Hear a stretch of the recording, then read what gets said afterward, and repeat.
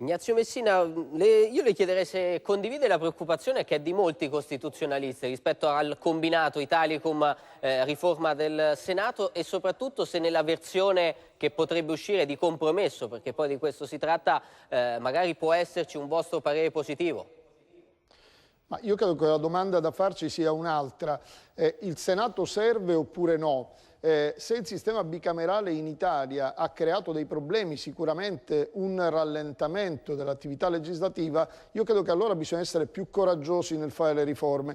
Non è facendo un senaticchio che alla fine risolviamo il problema. Se serve, teniamolo perché possa funzionare.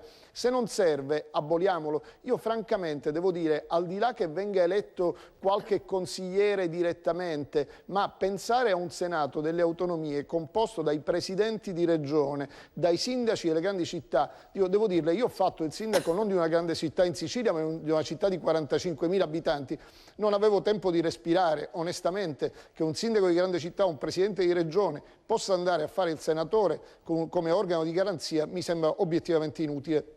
C'è già una Corte Costituzionale per quanto riguarda il rispetto della nostra Carta Costituzionale, allora si prende il coraggio a due mani e si dica il Senato non è stato utile nel nostro Paese perché il sistema bicamerale ha fallito, perché ha rallentato l'attività legislativa che si è buttata anche negativamente sullo sviluppo economico del nostro Paese, sostituiamolo e quindi questo eliminiamolo. Questo è il tema vero da affrontare, decidere se farlo oppure no. Una via intermedia mi sa tanto come l'eliminazione delle province, no? Alla fine abbiamo detto che le province non servono perché erano superflue, le abbiamo tolte, poi le lasciamo a metà e secondo me abbiamo anche peggiorato la situazione. Per cui il tema è questo, affrontiamo seriamente le riforme. Ci vuole qualche giorno in più, qualche mese in più, ben venga, ma facciamole in maniera seria e così l'indomani si può cominciare a lavorare e non nuovamente cominciare a modificare. Sull'Italicum, anche lì la legge elettorale, noi avremmo preferito una legge che consentiva ai cittadini di scegliere direttamente i propri rappresentanti. Se voi andate in giro per le città italiane, per le strade e chiedete ai cittadini,